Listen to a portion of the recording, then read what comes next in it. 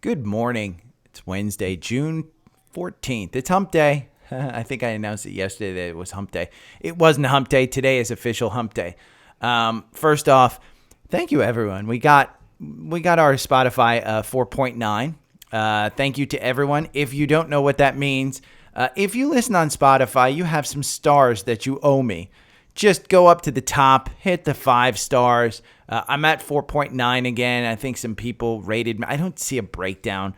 I don't do this like as a social media guy or anything, so I have no idea what any of this means, but 4.9 on Spotify was kind of what I hung my hat on. So if you're listening on Spotify, go over there. I didn't see any increase in Apple Podcasts. I think 22% of you guys listen on Apple Podcasts. So if you could go over there and do I think you have to go into shows and then look up my show, and then you can put a 5-star in there and write a review. It's great. But I want to thank everybody for that one. That meant a lot. If you're on the other thing that I'd like you to do is share the newsletter. I think the newsletter actually gives you a pretty good look at some stocks that you want to buy. And I put notes in there. I don't do an in-depth every day. When I am not doing the podcast, I will do an in-depth. That's my promise to you guys, is that you'll at least have somewhere to get an insight into kind of what I look at. And not that, rule number 1 of this podcast is don't listen to a douche on the internet. I am that douche. So whenever you get something that, somebody says, oh, there's a hot stock and stuff like that, or even I send you a newsletter, do your investing at your own risk. We have done really well yesterday. I want to thank everybody for the tips. Yesterday was a good tip day, so thank you guys. I really appreciate it. And again, I don't charge for any of this stuff. Everything's for free. The only thing that you get charged for is if you want TrendSpider. And TrendSpider doesn't come for free. It's about $400 depending on the discount that you get. But it's a tool. And I don't sell you a system. I sell you tools. So you have to do this on your own.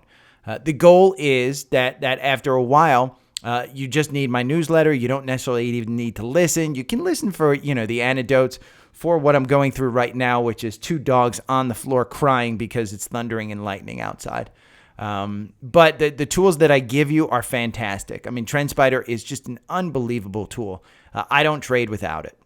But there's a link down below to get 25% off. You get a 7-day free trial. It's an unbelievable tool. But thank you, everybody, for the tips. Thank you, And when I get tips, by the way, that means you guys made money. Because I only tell you to tip me if you make money. I'm not a guy who's going to make a living at this stuff. I'm not a guy that does this for anything other than just the happiness and the, teachers teach for low money. I teach just for the happiness of it. So let's talk about PPI, Producer Price Index. This is the cost of goods. So what manufacturers pay to actually produce the goods that you buy. That went down significantly faster than inflation, which was CPI, which was yesterday. That means when the producer price index comes down, hopefully overall inflation comes down. So that does give the Fed cover to probably pause today. The meeting is at 2 o'clock. You'll find out exactly what they do. I think they do pause. Honest to God, I think they do pause. I think we're up here. This is the weekly that you're seeing of SPY. Once we passed that 430 and we closed above 430, we're at 436 right now. You're actually positive on the day. The next little trough is up here. And make no mistake, that RSI line and that MACD line are saying we're a bit extended, but we're not done. In my mind, I think you come up here to 460. That's a good 10% from where we are now.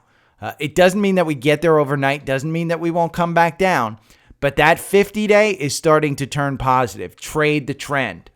So that one right up there, I think that 463 is your next resistance point. If we get past that, you're going up to 480. I mean, you're going back to all-time highs. The economy is just that strong. So let's talk about some stocks here. And then I'll get to, you guys kind of overwhelmed me last night with all the Facebook stuff. But ULTA. We talked about ULTA being an opportunity down here at 417. It's all of a sudden at 442. You're within this gap. You're going to cover this gap up to 483. ULTA got an upgrade, and the new price target is $520 from this upgrade. I think it moves back up here. ULTA Beauty, I think you can buy it at $440. Hold on for a 10% ride to fill this gap and to get back to the 200-day. That death cross was because of earnings, but like I said, any reaction in the market is an overreaction. 417 was the confirmation point to get back in. In the energy space, Shell announced a 15% increase in their dividend and a $5 billion buyback. It's up 2% to 59.76. This is in our energy names that we trade. I don't necessarily hold this one. I don't trade it. It's just one that came out in the news. It was a good opportunity. Now, one that I do own and I do trade is AMD. They had their chip event yesterday. They announced a GPU CPU data center chip that will be the only competitor to NVIDIA's. I think this one, Lisa Su, who is the CEO, fantastic CEO. Again, good company with good management, with good products and good earnings. This one matches it. The only problem that you have is you have run up so far so fast. 50% here. 50%. You're seeing that button hook. You've got this gap down here. I don't know that it's coming to fill this gap. You've got this tiny gap down here at 121. I'd like to see you buy this more closer to 110. I don't know that we get down there. And we talked about Tesla yesterday. When's the best time to buy one of these running stocks? Well, today, because it continues to go up. Tomorrow, you might regret not buying it.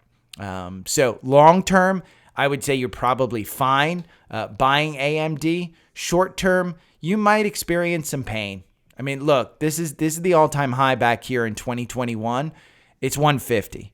You're going to get back there. You absolutely will go and get back there. You can see on the weekly how perfectly that 50-day never did the death cross. It just bounced right off of it. Now you got the 50-day moving positive. You have the 200-day moving positive. You have the 9 and the 21 moving positive as well. So it's all up from there. AMD is up slightly today. It was announced that Amazon will be using AMD chips for AWS. That's from Reuters. So Amazon, another good stock at 125. I think you get this one closer to 110. I think this 117 right here, 115. I think that's probably a decent entry point. Again, I'm just concerned that we're going so far, so fast. But again, for long term, if you're looking, when's the best time to buy? It's today. I mean, just don't look at the price for good companies with good products, with good management and good earnings. Tesla. We are on day 14 today of Tesla winning every day. It is down 1%. Is today going to be the last day? Listen, if you're Taylor Swift, her lucky number is 13. So if you're a Swiftie, I just know this. I mean, honest to God, I've had so many kids friends stay at my house for Taylor Swift concerts that I just know this stuff. Her lucky number is 13. So Tesla, we're going on day 14. Remember, Tesla has basically levered ETFs. TSLL is a 1.5 time levered ETF. This is a bull. So when Tesla goes up, this is times 1.5%. So here you go. May 1st, $8.80. You've doubled your money up here at 17. TSLL. Now, as Tesla starts to pull back and you want it to pull back, maybe you look at getting into TSLQ. This is one, there's several out there, but this is a short, a bear of Tesla. So when Tesla goes down, this one actually goes up. People have lost billions shorting Tesla. So I would be extra careful with this and have your stop losses pretty tight on that one. Google, which is in our core portfolio. This one, the EU announced charges on anti-competitive practices on their ads business. They hinted at a forced breakup. You can only hope that Google actually breaks out that ad business, because I do think that's the profit engine of this company. And if you want to own something, it's that profit engine. The rest of the company with AI and stuff like that is great. I had a friend actually go through buying a house, and the offer letter was sent in, but the offer letter kind of seemed like it was off of LegalZoom. And so I was like, okay, let me see if she's covered. I loaded the letter into Bard, and Bard said, well, you're not covering this, you're not covering this, you're not covering this. Dude, if you're not using AI for some of the stuff in your everyday life, you're absolutely crazy. You're missing out. Google, I just don't see this one breaking down too much. If you get down to this 113 level and you come back down to this this gap right here, just buy it. Just buy it. I mean, the RSI is dipping. The MACD is going down. What you're seeing here, see that MACD going down, but that price is kind of just staying in the middle right there. That's called capitulation. That is called divergence. That is creating a platform to bounce up on. So if you get it at 120, great. I'll probably be adding more to this one. Logitech, LOGI is the symbol. This is fishy. Now, this isn't one that I've covered, but the company announced the departure of their CEO to move on to bigger. But this is nuts. It's down 12%. It's at 56. It's under its 52-week. This is a company, we talk about a good company with good products, with good management, with good earnings. This is one the management might shake up. And you can see June 14th, Citigroup downgraded, Biden neutral, $70 price target. You're trading at 63. The average target price is 65. It's up 2%. Over 1 year, it's up 15%. Its PE is a little stretched. I don't think it's crazy to think that this reaction is an overreaction because the CEO just leaves. There's an interim CEO, might be announced. I just want to bring it up because on this a 4-hour chart, it's under its 200-day. Probably doesn't belong under its 200-day. So if you use Logitech devices and you like them, I don't. So I'm not investing in it, but I think they do have some really good products. PayPal and SOFI, both upgraded by BTIG. PayPal, what they said, shares are just too cheap. I've been saying that since $60. You're almost at your 10% if you got in at that $60.84. When you get to that 66, I wouldn't sell. I think it's coming up here to 69 and 75. I think it's going to start to cover that gap. That 50-day, that blue line is starting to move horizontally. You're starting to put in that what I talked about, that capitulation. The only problem is that the MACD is kind of putting in forward there. It might cross down. You might get back down here to the 60s. But I don't think if you're looking at PayPal for the long term, I don't think it's a bad place to add it. I do think that you have 10% in that one. SOFI, they announced that SOFI, they're rising deposits and their diversified revenue streams. They like this one. In fact, let's see. Did they up their price target on SOFI? I don't know. Let's see if they did it. June 14th, BTIG, buy $14 price target. You're trading at $9. It's a big move. Now, if you got this May 18th at $4.95, you've doubled your money. In just 1 month, you've doubled your money. If you saw that coming, high five. I better get a $500 tip on that one. Even if you only made $1,000, I better get, take your taxes out first and then give me half of it. But no, honest to God, I didn't recommend this one. This was one I told everybody to be careful about at $6 or $7. It's at $10 now. It crossed the $10 mark. Crazy. I think it's fairly strong. I mean, if you want to know the truth, I think it's fairly strong. I just... again, if for some reason the Supreme Court upholds Biden's, allowing them to waive the student loan stuff, I think you see it pull back. I don't think at $10, I think you got a $13 to $15 stock there, though. Enphase, we talked about this one pulling back to 161. I thought it was crazy that it's pulled back this much. I think it's starting to rise again. There's no news on this one, but you can see I don't think it's getting down to that 150 mark at the 200-day. I think you continue. I would like to see just a confirmation of this one before you get back into it. You're confirmed right now, but it's kind of just hanging out on that 9 and 21. So I would wait to see probably a few days on this one. Sedge. We talk about Sedge all the time. This is one that $300 price target. It's a 281. You don't have confirmation. You're out on this one. But I think it might come back down to this 268. If this gets to 268, just buy it. I mean, honest to God, wait for the algorithm to buy it. That yellow line that you see, that's $300. You can buy this under $300, and rest assured, at some point in time, it gets back above $300. C3AI. I talked about the AI train. This is a stock that is crazy.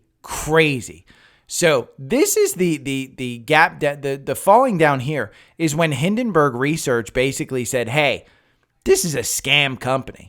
Well, AI is this strong. This company has done nothing right. Nothing. They were a different company. I think they were an Internet of Things company. First, they were an energy company. Energy went out of phase.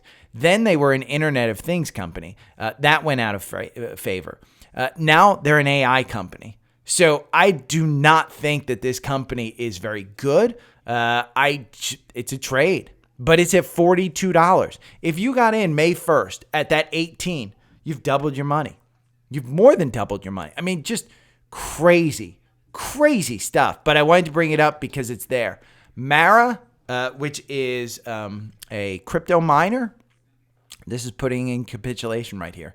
It's under 10, but it's putting in that kind of platform. Now, it's just sitting there. I mean, it's doing what Bitcoin's doing. It's just kind of sitting there between 25 and 30,000. And this one, Mara, sitting there between $9.50 and $10. I think it's putting in that platform. You're seeing that 200-day moving forward, moving up. You're seeing the 50-day kind of just flat, not really moving down. The 9 and the 21, they're all putting in there. The Bollinger Bands are cinching up. Could see this one move to 12 or 13 in my mind. One that I personally own and needed to add more at 15 because I should is Cleveland Cliffs. 2% up today. If you bought at this 15.11, you've made your 10%. You've done really, really well. It's coming up to fill this gap at 18.64. I'm going to add to my position. I think this is the run that moves it up to that one. You're seeing the 50-day move positive. The 200-day is moving negative still, but as long as we continue upward, I think you're seeing this one. Now, would I get into this one with a new position? No. The RSI is at 78. I think you could probably get this one in the 16s on a pullback, maybe even later this week. You know what? If the Fed raises today, maybe we pull back to 15 and 16 on this one. So just be careful of this one. I do have a position in this one, and I like it. Okay, now I get to the 10 freaking requests on Facebook. I'm going to probably have to limit it. You know what? Maybe I'll start a daily. Hey, just put your comment below for me to look at it. But ARDX, Sam wants me to look at ARDX. Looks like it's going through higher lows and higher highs to me, but I'm still learning. ARDX. By the way, we're all still learning. ARDX, I don't even know what this company does. $3.31 was the buy. You're coming up to fill this gap. I would say that gap gets filled at 442, which would put you at 10%. The problem is that you're kind of seeing the button hook that I talk about. So at this $3.33, you saw this one kind of take off, and it had confirmation above that 9-day. So I think between $3.33 and $4, you absolutely had confirmation on this one. Now that you're getting up here, it's a little bit extended. Let's look at ARDX here. What do? They are healthcare, biotech. They are losing $65 million. They are up 41% year to date. The average target price is $7.08. The last Wedbush covered them on March 3rd, which was a while ago. They moved them from 3 to 6. November, Piper Sandler moved them from 3 to 8. So take that $7 with kind of a grain of salt in that nobody's really covered this one. They are losing money. There's a 9% short interest on this one. Insiders are selling. They're selling at 3. Not huge dollar amounts. I mean, you're saying $10,000. So it's not a ton, but they're selling at 1. They're selling at 3. For me, There's better places out there. I don't know that you necessarily want. If you're in biotech and you understand this stuff, kudos. But the AI train is going. That's kind of where I'm at. But here's another one that Highway Jones wanted me to look at. In December of last year, TGTX got approved by the U.S. healthcare regulators for its monoclonal antibody for treating patients with relapsing forms of multiple sclerosis. From what I've read, reading MS treatments have a huge footprint in the pharmaceuticals, healthcare market. What are your thoughts on this stock? Thanks as always. I don't know biotech. So trading, getting that approval in November, it's what's called a catalyst. And that catalyst usually catapults stocks. And you can see when they got that approval, maybe this was it, November 9th. Right here on earnings. It went from $5.41 up to $8.31. That's what biotech does. When they get approvals, that's what it does.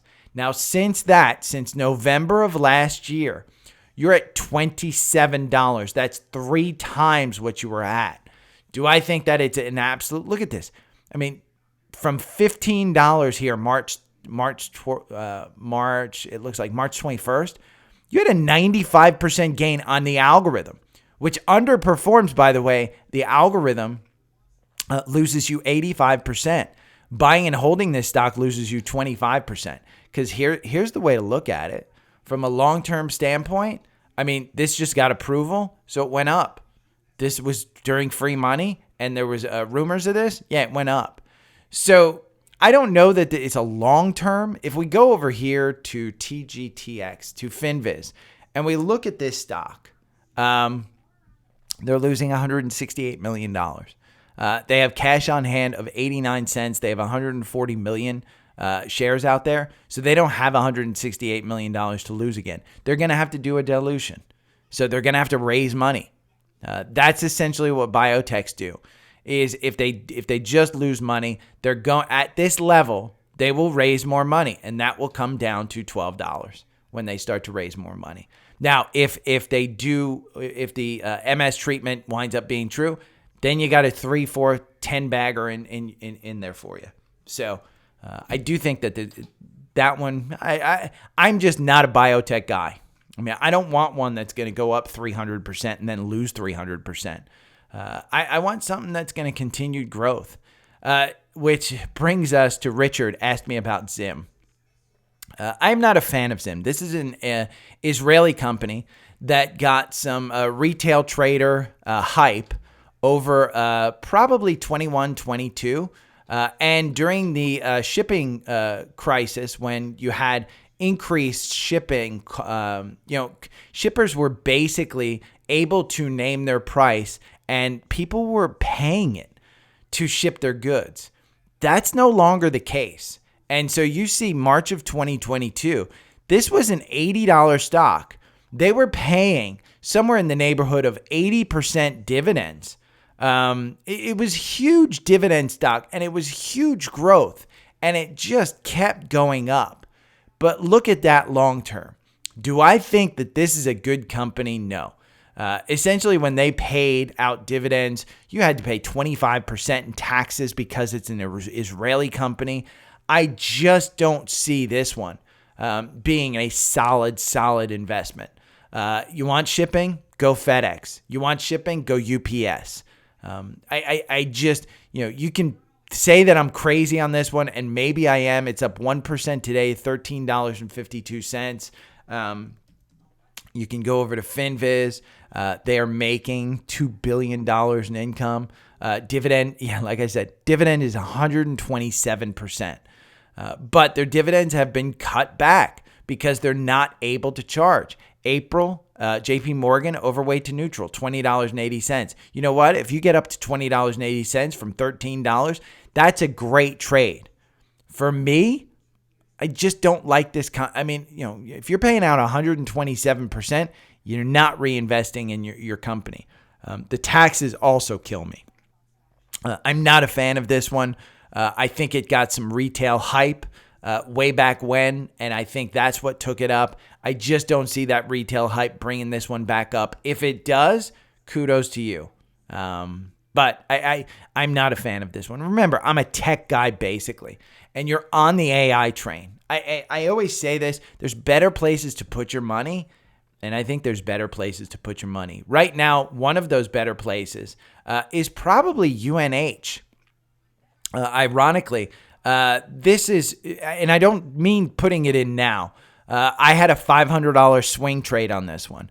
Under 500, buy it. I bought it at 485. I only added a small position, but that's the only position I've actually purchased.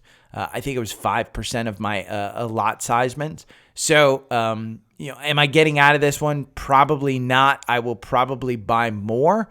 I may get out. I just don't see it going down to 440s. What happened with UNH, and this is, Paul from Facebook, can you add UNH and Humera tomorrow? They both dropped off significantly after hours. I'm thinking since the market is doing good, people are moving their money out of the safe place. Just looking for your opinion. My experience with healthcare is that, moving money out of healthcare into growth when the market is doing well, that is pretty normal. That's not what this is. UNH actually announced of higher costs. This runs on Medicare. So when the government says, hey, we're going to cut costs, UNH goes down. When seniors start having more elective surgery that they put off during COVID, this is going to go down. This is just catching up to where it probably should be. It ran up here to $562, $600 stock. This is one, again, good companies with good products, with good management, and good earnings. This one will come back. It will come back to 500. Am I buying it at 457? No. Run the algorithm on UNH. It is, in fact, you're still in at 480. That 480 price, you're still in. It is going to get you out. The algorithm has two things. It has MACD and it has moving averages in its calculations. This big gap down, that gap here from 460, wherever the morning candle closes, to 488, 490, wherever that morning candle closes, that gap will absolutely get filled. Am I adding to it right now? No, because I don't have confirmation above the 9-day. I use 9-day as my confirmation. I don't see it above there, so I'm not adding to it. I would hold off on it. With higher costs, you just don't know what this is going to happen. So UNH, Humera, probably the same thing, just not. Humera is even worse. I mean, Humera is down 11%, 453. I mean, this one just got destroyed. Probably the same thing. Any reaction is an overreaction. You're going to have that gap. You know what this one did? This one just basically double gapped. So when you buy this one at about 460, right now it's trading at 454, you're going to cover that gap up to 471. I like these. I just, Jim Cramer actually said something good. Rule number 2 of this podcast, if you're new, is never listen to Jim Cramer, but he actually said something good. The increased costs of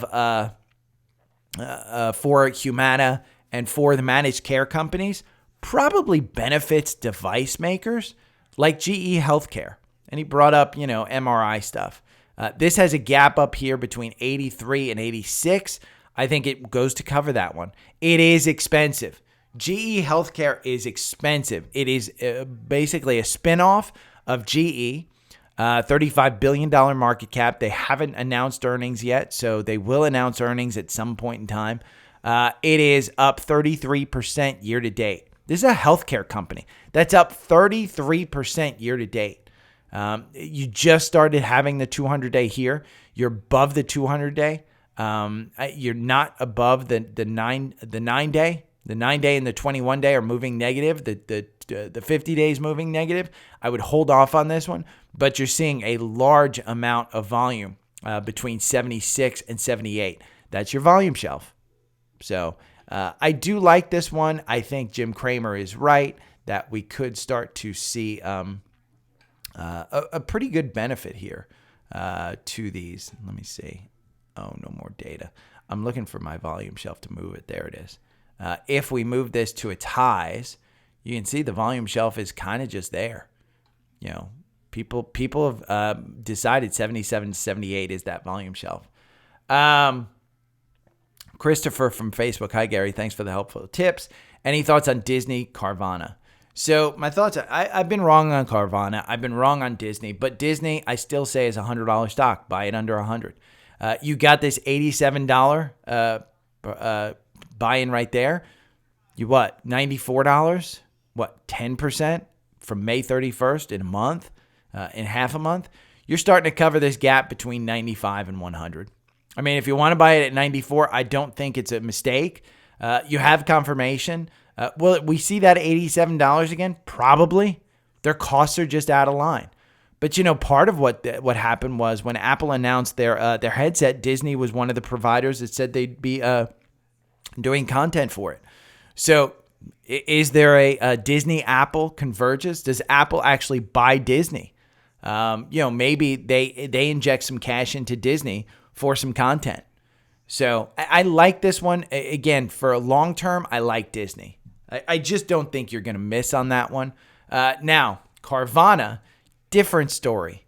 Carvana, I've been, everybody in the world has been wrong about Carvana. Every analyst had said, hey, it's going bankrupt. This ain't worth $7. Well, shit, you 3 times your money, but from $7. I still think you're in danger. I think this may be a short squeeze. I think, you never know when short squeezes actually happen. The short interest on this one is 50%. So it's just, they're losing $1.4 billion. It's up 414% year to date. Its average target price is $11. You're trading at $24. No way this is anything other than hype. So I wouldn't get into this one. Again, there's safer places to put your money. But as far as if you've traded this one, kudos. I haven't. But Christopher, that's just what I think. Hey, Gary, do you think NVIDIA, John from Facebook, do you think NVIDIA is a buy and hold, or should we trade it around $400? $400. I want to hear your thoughts. You do what you want. I think this is when it's under 400, you buy it. I think as long as the AI train is going, when it's over 400, you just kind of sit back. You don't do anything. If you want to trim over 400, I don't think it's a bad thing. If you got in here at 200, say you got in here at 232, and all of a sudden you're at 400. Now, if you're in a retirement account, I would probably trim. There's no tax events. If you're short term, like you just bought it in February and you're over 400, I absolutely would not trim in a brokerage account. The reason is that triggers taxes.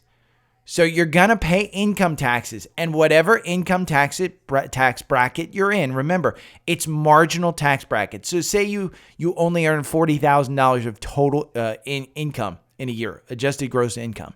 You're not paying any long-term capital gains, but your short-term capital gains might be 20%. So you're going to pay 20% just to pull it out from here when the AI train is still going. Could you come back down here to 257, 260? Absolutely. But you're putting in this volume shelf up here between 382 and 390. And so that's providing you support. I don't think that, me personally, I have it both in retirement and in my brokerage. Both, I'm just staying. Honest to God, I'm just staying. As long as this AI train continues to go, I'm just staying. Could I see it back under 400? Absolutely. I'm just going to add more. Absolutely, I'm just going to add more. So let's look at D-Man. D-Man, I was looking at swing play and I found something that looks good on charts. Ticker symbol SIRE, Siri. Double bottom and recent pop and retrace slap on the 50-day. SMA push up, hedge funds buying, high rank insider buyings too. Looks solid for a swing around $485. Let's look at Siri. I was a former Sirius satellite radio subscriber. I'm a Howard Stern fan. When the show kind of went into his basement and stuff like that, I kind of just tuned out. And it's just, I didn't renew my membership. And I know a lot of people like that. This was a satellite radio service that was built on Howard Stern. They still pay him a tremendous amount of money. I know people who subscribe to Sirius in their cars. I know people who use Sirius on the app. I think it's just something that people get used to. From what I hear on the Howard Stern groups, they're charging about $5 a month. $5 a month is not a hell of a lot of money. There's not a hell of a lot of margin in that. Now, if you use it in your car, I think it's closer to $20 a month. So the margins on that are crazy, but the cost of that is that they have to have satellites up in the air. They've already got them. The costs obviously are coming down because they've already spent the capital. So this is more of an entertainment play. I don't know, like if you got in here at 354, you're doing pretty well. I mean, you're up, you got your 10%. I just see it, their costs are out of line from what I remember. This is a company that is making $1 billion. Its average target price is $444. I do think from the chart, you're seeing the multiple bottom right down there at about 350. I don't know that you're going to run up here. I don't know the catalyst that's going to get you up to fill this gap at 568 or even get you above the 200-day. Take a look at the long term. And this is why I say this. In recent times, they just haven't been able to make money. This was a pandemic play that actually got some benefit from the pandemic because people were at home, people were subscribing, people weren't driving as much, but they still subscribed. And then all of a sudden in the last earnings, something happened and it just got dinged. I don't know what happened. Check it out on here. You can probably read an article about it. But I don't see any upgrades. I don't see any catalyst that says it's going to move. I don't know what would make this one move. Is it that Howard Stern all of a sudden comes, they were promoting him coming back to the studio? That was their big campaign. I saw that one. It kind of fizzled out. So, D-Man, you've been right on a lot of things. I just don't know what the catalyst is that moves it higher. I think hedge funds are buying. I think there's high insider buys. We can look at insider buys down here. I don't see any. I see sales at 370. I mean, this is June 7th. It's not a huge amount. I mean, the options exercise was from Scott Greenstein, who got $30 million in he exercised his options at $4.44. That dude is not happy right now. I mean, he paid for $30 million to exercise those options at $4.44. That would be my only catalyst, is that this dude wants it at $4.45. Right now it's at $3.85. If you want 10%, maybe you get that one. Maybe he's managing to that. That might be your catalyst. So, D-Man, good luck on that one. You've had some great picks, I know, in the past. So, kudos. Let's go to the scans. We've been talking too much, I think. But scans, XLK, this is the technology. This is a scan. It got a secondary cross up here. You can see that the MACD is actually going down here, and then it crosses back up. That's a second leg. At some point in time, you probably come back down to these 150s within technology, but this is the AI trade. So it's hard. A triple levered ETF that trades on technology is TECL. This also, same exact chart, just levered. Imagine if you got in April 28th at $36 on a triple levered bull ETF on the technology. You're at $51 right now. This is great. This is great. I mean, this is a great, great stock. But TECL had the same thing as XLK. PAN-W, Palo Alto Networks. This is a secondary cross-up as well. I think you continue to rise on this one. This one recently got added to the S&P 500. I think it continues to go up. I think it's expensive. Just understand it is cybersecurity. All of that stuff is going up. We'll talk about a couple more. IGM. This is one that I personally own. It's a clean sector, tech sector, IGM. So I like this one from a long-term standpoint. This has been fairly good. I should have probably sold into this dip. but I didn't. Now I'm looking for it to get back to 440 at 389. I'm not adding to it. I have a ton of this. I just have not managed this one well in my IRA. I probably should have, but I didn't see the tech sector taking that huge leg down. I'm just seeing it under the 200-day. It's now over the 200-day, firmly in this. Get a decent dividend. Nothing crazy. mRNA, this is in our core portfolio as a trading stock. It's not one that you invest in. 128, and you're at 126. I just don't know. Again, this is kind of similar to Siri. I don't see the catalyst for this one. Is it the flu vaccine? This is kind of like a biotech in that it's going to pop on hype. You do have a gap up here between 160 and 172.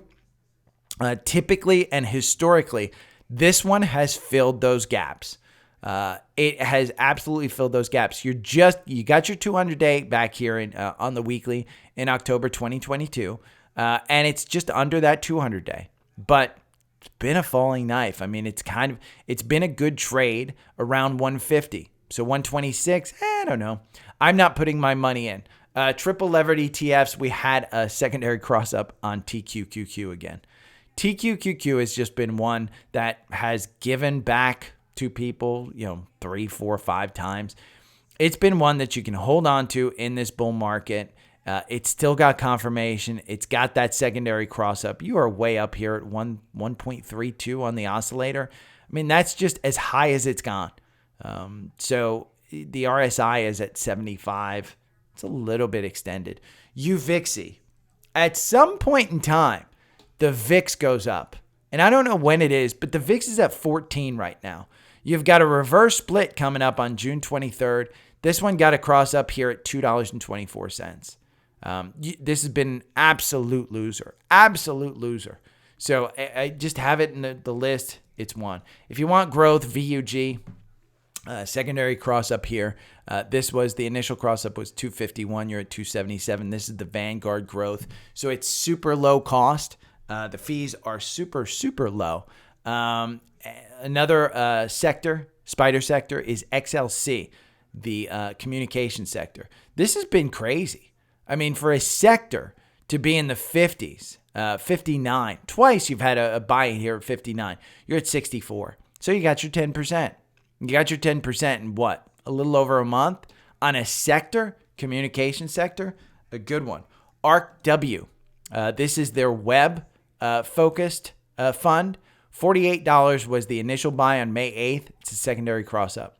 Now you can see it's just kind of put in its capitulation.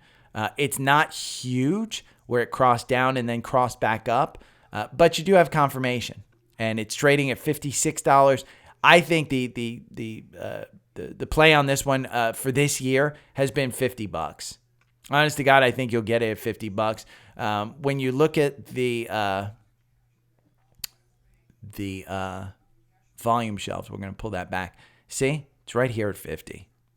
It's right there at 50. Another ARC fund, ARC-F. ARC-F got a cross up. This is fintech, the financial stuff. ARC is, this is one that I would probably use ARC for. ARC-F and ARC-G. I just don't know fintech very well. I don't know genomics very well. Those are the two funds that I'd use ARC for. But the RSI is super high. It's at 70. So ARC-F is one. Okta. I think Okta has a chance to cover a gap. And that's why I included this one. You've started to cover this gap at 75. It had a cross up here at $75. You're trading at 75.46. So it's not too far above that 75.15. Over the long term, I think this one has the opportunity. If we continue on this tech trade, Okta, I think, comes back up to this $90. Now, from a long-term standpoint, you can see Okta is well under its 200-day. It is an expensive stock. It's software. The PE, forward PE is 59. They're losing $691 million. It's a $12.38 billion market cap. Short interest of only 3%. It's performance year to date up 10%. But I saw that gap on the 4-hour, and I said, this probably deserves to be in here. SMMT. We talked about this one a few weeks ago when it was $1.51 because, and it got this cross up here at $1.48. Part of the catalyst that took this one up over 2 was because there was like a $500 million buy by the guy who basically started this thing. So it pushes it up there. I think at some point you get up to this gap at $3. It's slowly made its climb. It's got a secondary cross up here. If you're in $1.69, if you're in here at $1.48, kudos to you. I think Sherry took the trade. I think even Brandon may have taken the trade. Dow 30, Cisco was the only one that kind of got up there. It's a secondary cross up. The RSI is super high. You're coming up on your ex-dividend date on July 5th. July 5th. So, this one, under 50, buy it. Over 50, sell it. You're at 51.03. I just don't see a catalyst for Cisco. Rivian's an interesting one. It was replaced yesterday in the NASDAQ 100 by onsemi, ON. I think Rivian got a cross up here at 15.31. It's trading at 14. I do think this one is crazy on its valuation. It is not even worth $1 per share based on its current valuation and the current deliveries and the current problems that they have. But, and this is a big but, if they announce that they are going to the Tesla standard, Tesla charging standard, and Rivian vehicles will be able to use the Tesla superchargers, I think you see this one pop up to 20. Honest to God, I think it covers this gap between 15 and 17, and you could see 20 up here because that gap right here hasn't been filled. So I think you see this one pop heavy on news like that because Tesla has the chargers. Rivian doesn't have chargers. Electrify America sucks. So, but onsemi is, let me see, they're down 1%. Being added to the NASDAQ 100, they're going to get some buys. It's not going to move that needle too much because Rivian wasn't a huge weight in that. Zscaler. I wanted to point this one out. It's got a secondary cross up here. If you got into this one May 5th, I know I brought it up and I said, hey, this gap is going to get filled here. It was this small gap back then. It's gapped up since then. I don't know what the catalyst was, probably some pre-announcement or some cybersecurity company that had reported, but it gapped up here from 90 to 102. If you got in at 90, you're at 157 right now. It is super extended. I probably would not buy into this one. Do I think that it's going to continue up? From a long-term perspective, you haven't even reached the 200-day. So the highs up here at around 360, 380, somewhere in that neighborhood, I think you're going back to that. So it's been a crazy 1 month. So I just don't know that you necessarily get into this. Finally, Broadcom. Broadcom is going to come back to this candle. The candle high is 921. It will come back to that. Good companies with good products, with good profits and good management will come back to their recent highs. And you can see Broadcom, it has just been on a run. Its all-time high is this 921. So it will get back to that. Do you want to buy it here? You could. Long-term, I think you're fine. Broadcom is staying on with the chipset. So if you made it this far, hit the thumbs up button. Hit that 5-star. Go and rate me. Sign up for the newsletter. Sponsors. First sponsor, Visible. If you're paying more than $25 for your phone service, sign up with the link below. You get $20 off your first month. It will only cost you $5. And then from there, it's unlimited service for $25. 5G service. It has absolutely, your boy here uses it for $25 a month. If I want the super speed, I go to $35 a month. It's not that bad. Again, the cost of this is super low. This is part of the reason why Verizon, why T-Mobile, why AT&T, it's a race to the bottom. There is rumors that Amazon is going to give you unlimited service for $10 a month as part of your Prime service. So if you're paying a lot for your phone service, I'd switch. There are a lot of providers out there. I've had them all. I've had all the low-cost MVNO is what they're called. Changing your phone service is like basically changing your oil. You go to a place. In this term, you go to the Visible website. You type in your phone number. You do it all online. 5 minutes, 10 minutes, 20 minutes later, Visible has changed your number over to the new service. So if you have an eSIM, it's super easy. It's getting simple. It is not a problem. I have switched over many friends, not one issue. Not one issue. I did have an issue, I think about 6 months ago, where Visible had a problem receiving and sending text to Android from iPhones. I got online. They reset my eSIM. Everything was fine after that. It was a long wait, but again, it's support online. So if you're one of those people who goes into stores, don't get Visible. If you're one of those people who just kind of never calls your cell phone provider and you're paying $50, $70, $80 a month, go to Visible. You'll love it. Second is TrendSpider. And if you don't have TrendSpider, I don't know what and you're trading a bunch, you're out of your freaking mind. It is about $400 a month. You need the elite level service. I give you a nice welcome letter with links. It's basically plug and play with all of my algorithms, watch lists, all of the scanners that I use. So it's nice. It's plug and play. For me, I was talking to somebody last night on Facebook Messenger about it. I probably spend between 10 and 15 hours a week on TrendSpider, maybe up to 20 with the podcast. But I do all my research on TrendSpider. So I essentially look at that stuff. I look at FinViz. There's 3 websites that I essentially use. It's TrendSpider, FinViz, and Seeking Alpha for charts to compare charts. In fact, if you listen this long, you'll get the benefit of this one. I've been looking at XLG, which is the NASDAQ 100, and AIQ. Those are the 2 that I was looking at. AIQ, great listener suggestion from yesterday. Look at the holdings on AIQ. NVIDIA, Meta, Tesla, Microsoft, Salesforce, Oracle, Adobe, Apple, Amazon, Alphabet. That's just the top 10 holdings. And you can see percentage-wise when you look at this. The weight, information technology, 63%. So I was looking at AIQ, and XLG. Those are the 2 that I was looking at. Well, look, year to date, 38%. The QQQ is only up 37%, so AIQ is actually beating that one. SPY is only up half that, 14%. XLG is up 25%. 1 year, it gets a little bit different, not much. It dinged me out. But you can do that yourself. So, okay, I've talked too much. I am heading out. I have my fireside chat with Kathy Woods at 3:00 today. So say a prayer for your boy that I don't get called on to ask a question. I'm going to be nervous. Hi, Miss Woods. How are you?